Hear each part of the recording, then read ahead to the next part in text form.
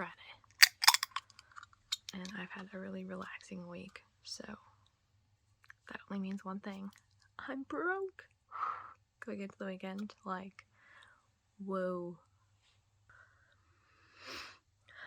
NPCs, non-player characters.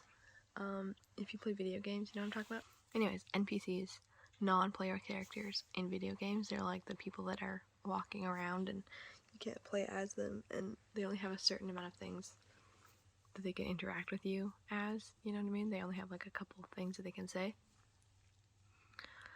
The idea that this world is full of NPCs is hella fascinating to me. I have been thinking about this for such a long time. I'm not the only one that thinks this, by the way. It's a conspiracy theory, if you will. And it's like, this is the rationale for what I was just thinking and what made me start this video.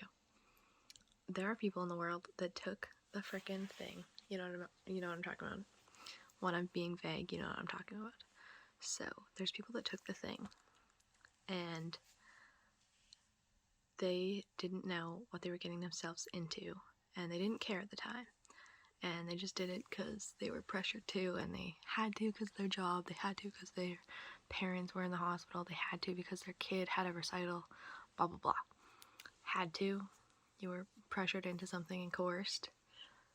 And yeah, so it's interesting to me that like a ton of people in the world just did that, because I, as someone that did not, I thought that we would all be on the same page. I forget the psychological term where you think that other people have the same opinions as you, but I just thought we all liked freedom.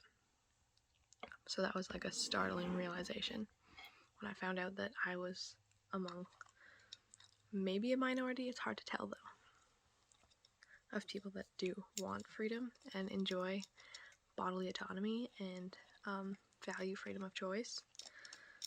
It was very interesting to me to learn that I was one of the black sheep on this topic. And then I thought about, again recently, the whole NPC thing. So the people in the world that just took it, didn't give a fuck, didn't look up anything, still haven't looked up things to this day, those people, I think, are NPCs. Like, not actual human beings. They are just, like, fake-ass, non-player characters in this world. That kind of brings me to the point of, what kind of world are we living in? Is it a world that is a simulation? Is it life that is natural, like we've been told? I don't know, it's hard to tell. Especially these days. But when you have a bunch of the world's population that just blindly follows each other, how can those be human beings? You know what I mean? Like, I mean that in a really polite, kind way, if that's possible. I'm not meaning to target you if you're one of those people that I'm talking about. Maybe you are a human being. I don't know. Do you even know? Yeah. It's existential up in here. Especially this morning. So speaking of all this, the reason why this is on my mind, the companies involved with this whole thing wanted to wait decades to release the data of their experiments. Why? It doesn't really matter why, because they lost in court, and now they're forced to show the evidence of their trials. And this morning I was just looking through the trials. It's really much a lot of like scientific jargon, but it is really fascinating, and I'm excited to see more. Like, they're gonna release more as time goes on. I'm curious to see what's going on. Obviously, a lot of people have already dug up the truth in a lot of ways. That's why, well, people call them conspiracy theorists, but it's actually just people that look up things that the news doesn't tell you, and you learn things for yourself. It's actually called independent thinkers. That's what I call conspiracy theorists. Independent thinkers. It's a much better term for us.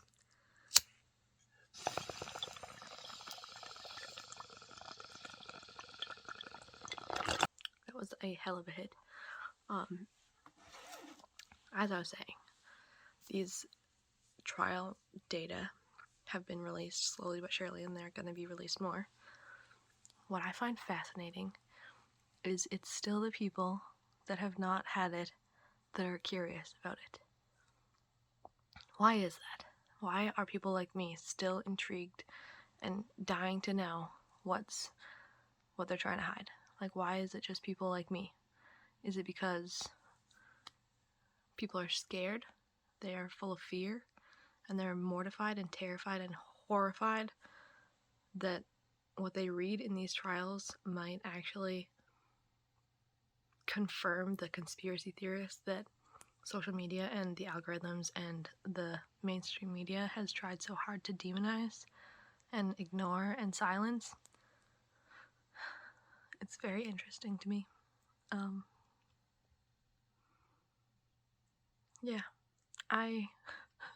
It's been a while, 2 years. I had a long time of thinking what I was reading online was true about these things, which I know that it's not all true, because what I was reading was saying that a lot of the world was going to be already perished by now because of this. That's not true. We just have a very large increase of death, but that's okay. That's okay. Everything's relative, right?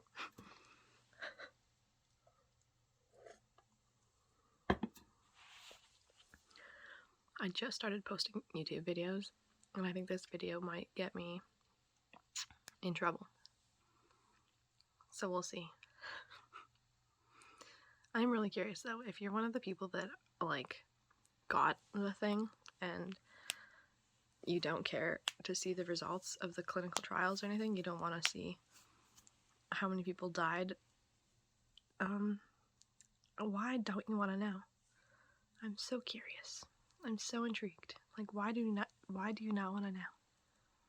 I haven't seen anyone that wants to know, or that's intrigued or curious about it, that has been hit up. It's fucking fascinating. Are you all non-player characters, or are you fucking terrified to see what's going on? Or do you just not know? Is the mainstream doing so well that you actually don't know that they're releasing things? I know this whole war thing is taking over people's minds and the news and the focal point of every topic of conversation around the entire globe, because we couldn't keep talking about this bullshit when they start releasing the truth about it, right?